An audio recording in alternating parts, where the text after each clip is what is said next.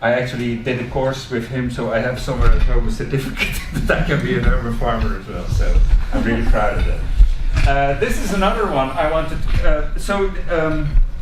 This is about cost. These examples are about costs and revenues. One of the key elements of the business model that I explained before, and these are illustrations of the cost-revenue structure. Because that's what economy is about. This is a farmer close to Deventer. That's a small town in the Netherlands, and his model is kind of allotment gardens. So he rents you a piece of land, but you have to pay with vegetable produce. He's doing the planning together with you. Half of the vegetables you grow, you pay to him as a fee for the land. Then half of the others, he is selling for you in his farm shop.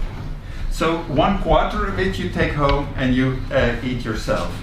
So this farm has actually the best running farm shop that I ever came across in the Netherlands, 500,000 euro turnover each year, because the farmers, his co-farmers, they go every week to the farm to check if he's selling their produce in the best way in the farm shop. So they check him. Okay, you're selling my produce in your farm shop, and I come to see, if you keep it cooled, and if you water it well enough.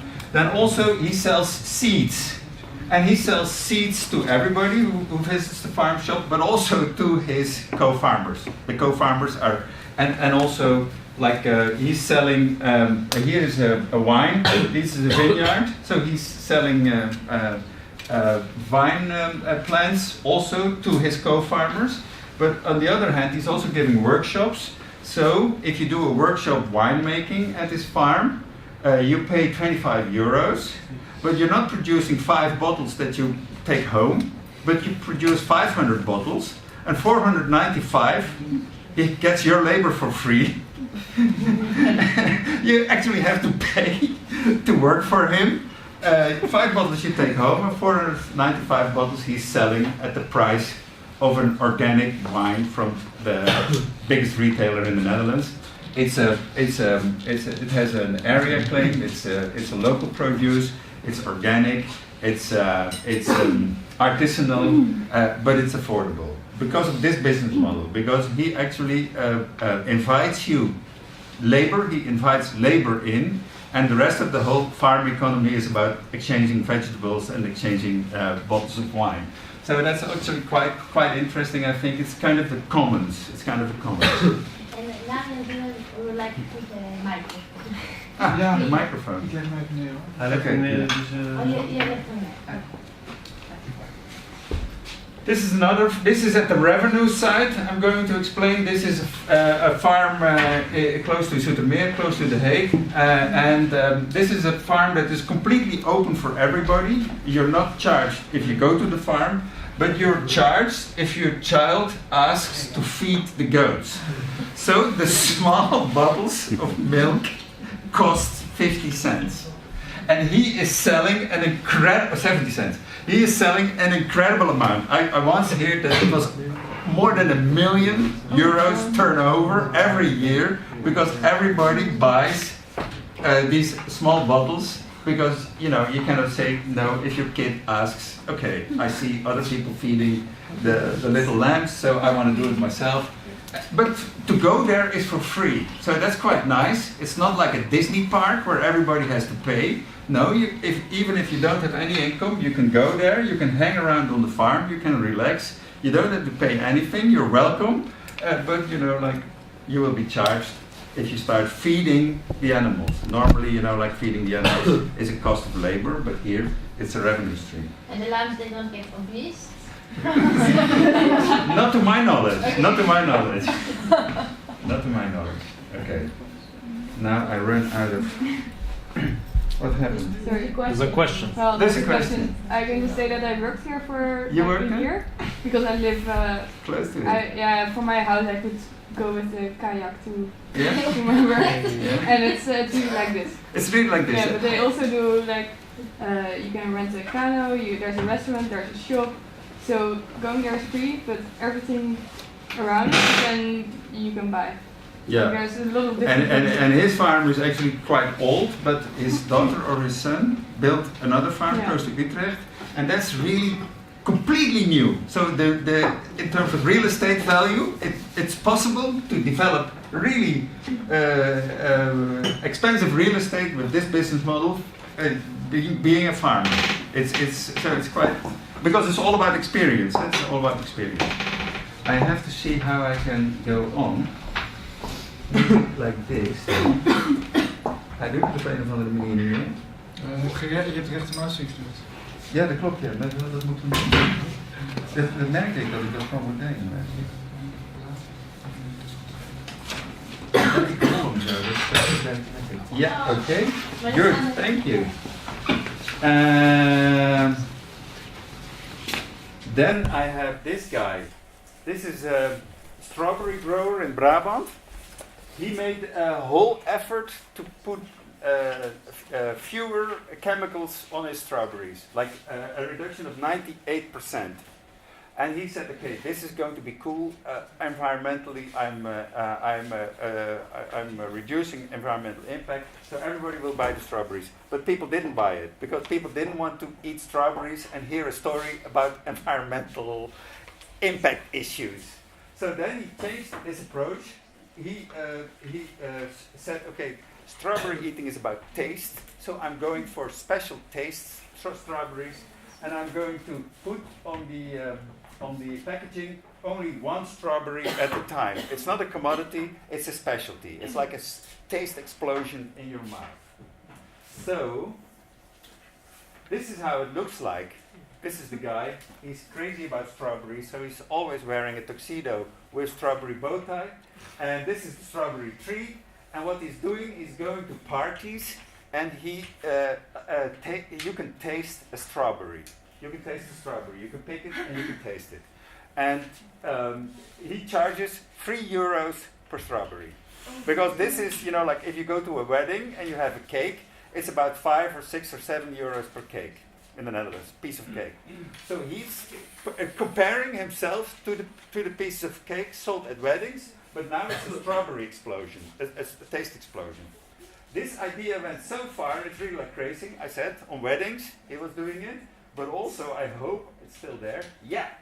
He then developed this new market when fashion shows.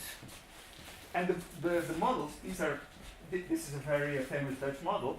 The models, after they have run on the catwalk, they want to eat something, but they don't want to grow big. So they were eating his strawberries, and he was charging like 3-4 euros for it, because like in a fashion show like this, nobody cares about the price of strawberries. So he really moved into what he called, okay, I'm seducting beautiful women to eat my strawberries. That became his core competence. That became his value proposition. But what was it? 4 euros per strawberry? Three. He told me three. One piece. Yeah, one strawberry. Because he also developed special sauces so that you could eat the strawberry and that you would have this explosion of flavors in your mouth and all that, which is like it's very healthy. It's as nice as a wedding cake, but it's half as expensive as a wedding cake, because wedding cakes are like 7 or 8 euros per piece. So this is the technique behind it, as you all know, the business model canvas. Here is your unique value proposition.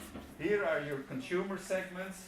Here are the people that you need to work with to create that unique value proposition. And this is the revenues and this is the costs. So what I'm only saying is this is an exercise that you should do for your proposals. If you run a proposal for the Green Tower, you have to fill out, think about this at least. This looks like a format, that is very strict.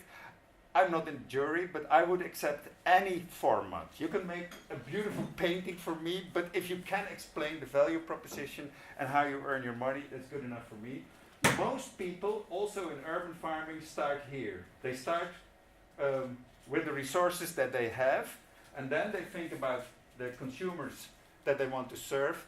The only message I have is you have to think the other way around. You have to start thinking about, okay, what are the consumers that I understand best, their latent needs and all that. Also, maybe talk to the developer. What are the people that are living here? Is your consumer, and then you have to work backwards to which kind of resources do I need, which kind of partners do I need, what are the costs of this, and then what can be my revenue. This is actually the best thing, is to go from there to there rather than all the farmers go the other way around. And also, in urban farmers, there's a lot of people that are technology driven. They're really enthusiastic about the technology. We know it because we talked with some of these people. But that's fine, that's here. But here is where the value is created. So you really have to look there. So we asked him, actually the technology people come with the final consumer. Come and bring the final consumer that you target, bring it to the table. This is I already was promoting this little video before. This is the story that I'm telling here, but then in a small animation. Now I'm going through these strategies that I've been presenting to you before, maybe you don't know it, but the strategies to align these different components of the Canvas business model are differentiation, so to do really something different than all the others are doing. Diversification, that means to do different activities, earn a little bit of money from all these activities, and then adding up, it's a full income. Low cost, community building, and experience. I was talking about it already a little bit. And I will give examples from urban farming. This is John Apizos from GrowX in Amsterdam. And he's doing something different than you can buy in the supermarket. He's growing different vegetables than you get from the greenhouse in the Westland area. A little bit the story that we heard in the hotel. But John is delivering from an industrial site to top chefs. So there's still space between him and the top chef. The hotel that we visited was it was integrated, the growing space and the restaurant, so that creates a lot of experience. That's another strategy. This is differentiation.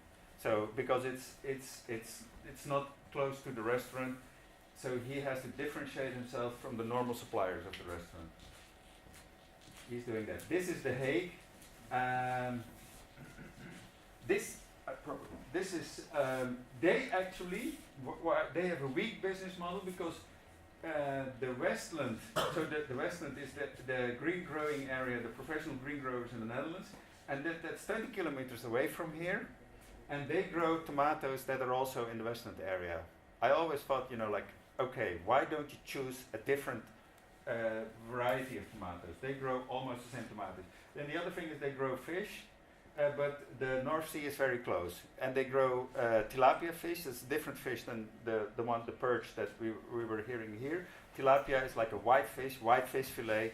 If you know that the whole North Sea is about white fish fillets, it's a sole in place. So I always felt, you're not different enough from what we're doing already here in a bulk, cost-efficient way, so they will be struggling with selling the food, and I think they realized it. Now they changed the business model, and maybe that was the purpose all the way, into selling the technology. So this is a showcase site where they sell the technology, where they try to sell the technology to do this, and this is in The Hague.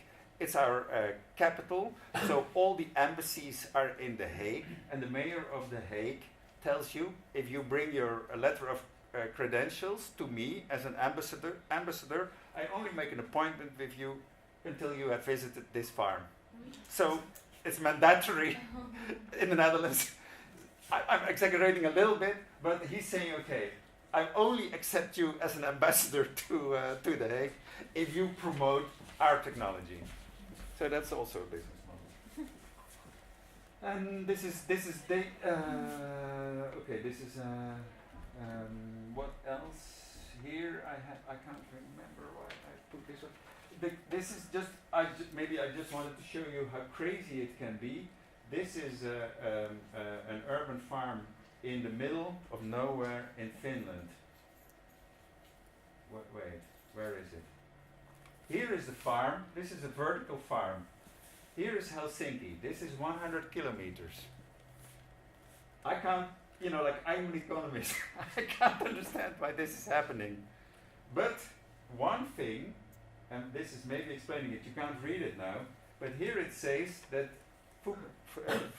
Fuyuchi, the Japanese technology firm, actually invested in this farm, and it becomes their European stronghold to roll out their technology and to sell it.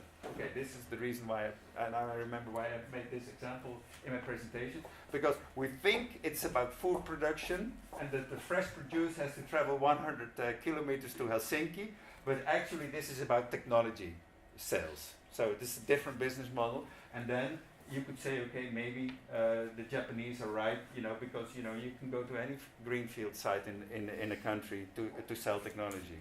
So this is actually the reasoning behind it. Then differentiate. This is diversification. So here we have different income streams. This is the Metro Farms from Texas, I think, and they have a lot. They tell a lot about all the different vegetables that they grow in the farms, but also you can't read it now, but I will read it for you. Cannabis. So cannabis is big in the U.S., and this is why vertical farming is big in the U.S. But cannabis is of course not food, but it's medicine. So here we are diversifying. We're saying, okay. Vertical farming, urban agriculture is not only about production of food, but it's also about production of medicine. So it's diversification. It says cannabis there. And I was alerted. Oh, now I understand the business model. Because I went to conferences where people were saying, oh, it's so crazy in the US. There's so much money around vertical farming, and I always thought, but what is the business model? How does it work? But then I found out that cannabis is legalized in several states in the U.S.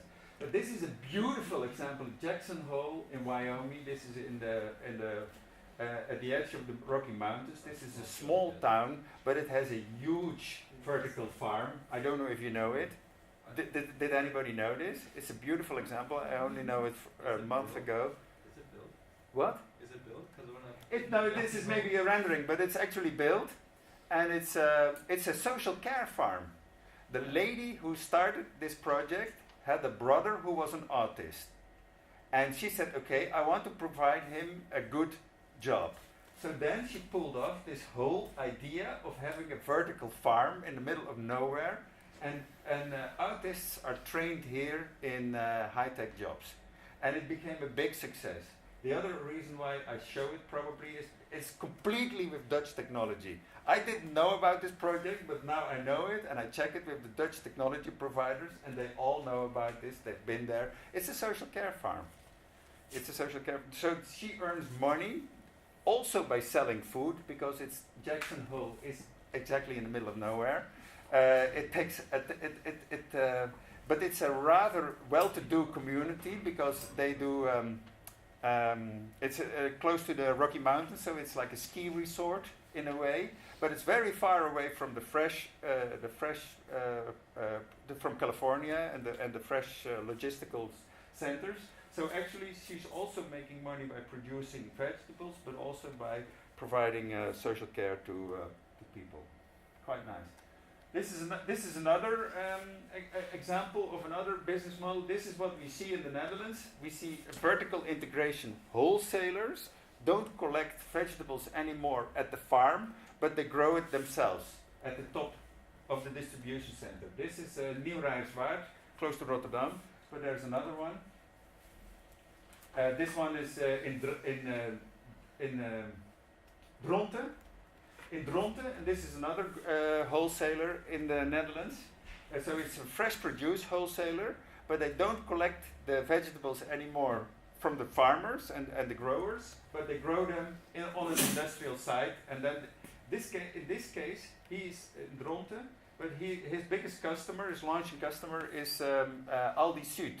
So the very fresh vegetables are being transported to Bavaria, the south of Germany. And I was wondering, like urban farming is about reducing food miles and all that. So I was puzzled about the business model, but now I know it.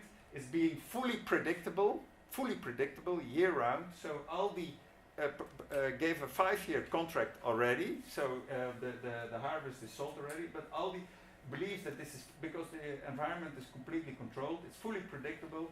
and it's a slightly higher price, but it's very clean, no chemicals being used, and it works like that. I'm going to skip. This is the one that we already saw. So we've been there. It's really open only 3 or 4 days ago. So you really can be lucky that you've seen this, because it looks beautiful now, and you never know it with urban farms. They can go bankrupt in 2 or 3 months. I'm sure this one not, but what will be our surprise? Can I Here, ask a question? yeah. What do the farm in Dronten? Yeah. You said what do they grow? Like only They grow leafy- mixed salads, leafy green. leafy greens, yeah, leafy greens, yeah, and the price is stable throughout the year. The price agreement, so it's completely controlled. Normally, the price is going down in the summer and it's going up in the winter. So the price is stable because it's fully controlled. So there's no season in this anymore, and that's why the supermarket wanted to have it. The value proposition is uniform production, very predictable, stable price. That's the value proposition to the supermarket. Now we got the flavor. Nah, yeah. That was a failure. Yeah, there's the failure. But I already told you from, there is like a podcast on the internet somewhere, and but I didn't have time. I was so busy this week to really fully listen to it. But here it is, and the two causes were urban farmers in Chicago. There are 3 urban farmers in Chicago, and they were all producing for the same supermarket whole food, and Whole Food was thus able to play them against each other. So they first had a higher price because it was clean, it was predictable, and all that. What I was explaining just before with the farm in Dronten, but because there were 3 urban farms, they were played out against each other, and the prices were going down. And then they had problems with technology. You saw it this morning already. Technology is very sensitive. People say, okay, we can do it, but then when you have to start, you see that it's either too hot or and there's algae, all that. So we want you to design robust systems that crazy people like me can grow with. We cannot afford to have 1 year only engineers being flown in to make the system do what it should do. No, it has to be productive all the time. And then the other very striking reason why this farm went down in Chicago was he was going to poor neighborhoods because he wanted to bring jobs to youngsters growing up in poor neighborhoods, but he didn't know that these youngsters have no work ethics. Especially when he had big orders, the youngsters were actually sabotaging his production. So he said, okay, in the interview, he said, next time I will automate the whole farm. the whole idea about so what you have to do is cheap labor. I said some of the successful business models have cheap labor, but really you have to put energy in it. It's not like, okay, cheap labor is coming in and I can use it as a resource and I can exploit it. No, you have to have a strategy. So if you go for this strategy of social care or sharing, this idea of the commons, you really have to think about the social contexts to make that a success. So now I made something complete. What was that the last one? Can you help me again, maybe?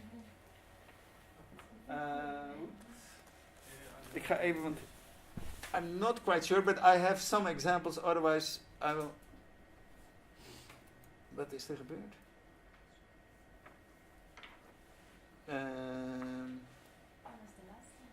Was het de laatste? Okay, then I just from the top of my mind, because it is about failures and I'm always enthusiastic, so I show you good examples, but failures.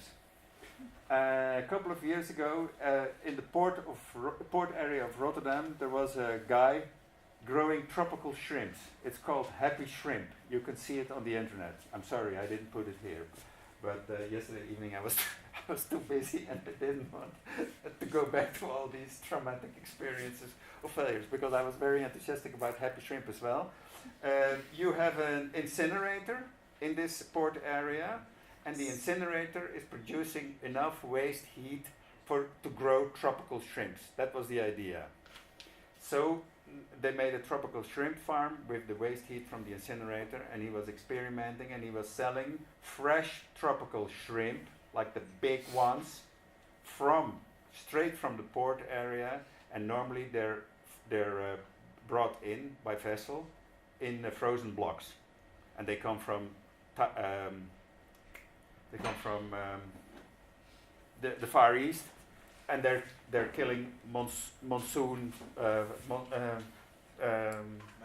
mangrove. They're killing mangrove forests and all that. So the reputation of the tropical shrimp that's being imported is very bad. And this was a completely clean, completely circular product. So it was welcomed very much by the shrimp restaurants, the Chinese restaurants in Rotterdam and all that. But he failed. In a very bad way, he failed. And I interviewed him about this because I wanted to make, like a career in urban agriculture as an economist. So I had to know, like what's going on here, because otherwise they will always bring this example to me. So I interviewed him, and he said, I was a perfectionist. I wanted to have the waste energy directly from the plant rather than indirectly, which would have been easier, because the plant was integrated with the tropical shrimp farm. It became one entity for the environmental law in the Netherlands, and the shrimp farm was actually withholding the license for the incinerator. So with the small farm, he was actually blocking a much bigger process. So there were a lot of juridical fights about this and all that. The only thing he should have done was being more modest and decouple his farm from the incinerator and just allow for, a pipeline rather than be directly in the incinerator. That was one thing. So again, this technology-driven idea that the best would have been to have a direct link with the incinerator. Second best is to do a pipeline to make it two different entities. So also, he was experimenting with his whole basin of tropical shrimps rather than starting with a small startup site. So if he was raising the temperature of the water, it was for the 400 kilograms of the tropical shrimp, it could be lethal. So he was only able to experiment with the full production capacity of his. So you have to grow organically in a way. You have to test your systems in a small way before you go big. That was also a problem. Then another urban farm that I was involved in, and actually also AM was involved in it a little bit in Rotterdam, is called Uit Je Eigen Stad. This was an arable farm, so it was growing food in the soil, but on an old industrial site. And we had made a nice business plan that this was about. This was about kwartier maken. What was it called? That you give the area a nice. What's it called in English? Placemaking, of course.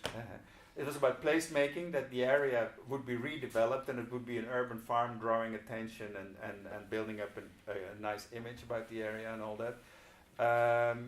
We at Wageningen did research about the soil, and we said it's not going to be a problem. The soil is polluted, but the pollution is sticking to the soil very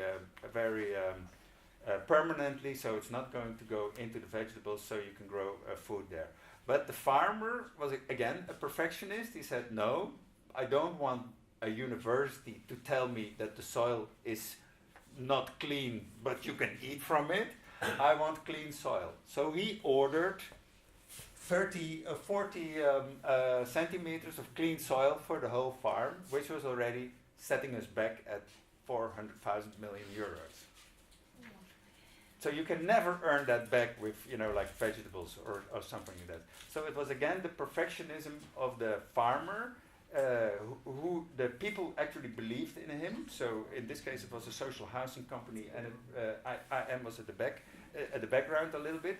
He got the money, and then he said, "I go for perfection." And I would say, okay, take the money, but use it as a buffer to build up a market, rather than, because there was actually no money to build up the market anymore. The production problem was solved. So we, as I said, we started here very well. The production problem was solved, but no attention had been paid to the development of the market. So that's actually a very common mistake. Can I think about more failures to make you even more depressing? And also I feel embarrassed to the developer who is sitting there and who only knows enthusiastic stories. Well, we can talk about the failures more at the dinner. You will get a separate table. No, but can I think about... There was another project years ago in the Netherlands that the greenhouse growers who said, okay, we've heard that you can grow fish together with vegetables. We've heard about it. So aquaponics, like the system that is now so familiar to everybody. They invested into a large greenhouse. They were growing fish, in between the lines of the plants, and they, I think they were turning out 250 kilos of fish each week. And then they thought, who is going to buy them? It's really like that. They were spending, it was also subsidized by the government a lot, but they were spending like a lot of money to refit the greenhouse to grow fishes, and there was nobody had ever thought about who's going to buy these fish. So they went bankrupt like in 3 weeks after they opened, because it was just a dead end. Nobody was buying the fish, which is actually the same in The Hague. The urban farm in The Hague that I showed, they had no idea how to sell the fish. It was completely technology driven. I spoke to the CEO once, and he said, "You're the first person to challenge me to describe my market. Normally I do pitches for investors." And I'm talking about like feeding the world and being circular and all that, but he said, "You're the first person who's actually challenging me on who is going to buy white fish, filleted white fish, in the Netherlands, which is a country close to the North Sea, where the sea is full of free range white fish." So he said, "You're the first to challenge me." So that's another thing. In the Netherlands, at least, there's money enough around to build urban farms, even if you don't have properly thought about your value proposition to a market segment. It's not a crisis anymore at the moment. There are funds like really eager to invest in this type, because they think like we're saving the world and all that. So I know it went like that, because I talk sometimes to capital investors, and they really rely on Wageningen, and so I really have to be socially responsible and say, okay, no, this is not a good idea. You cannot do it because it will not save the planet. Then they say, it's too bad because we had the money already reserved. Shit, can you not go around it? It's really this kind of pressure. It's crazy in a way at the moment, the whole idea about urban agriculture.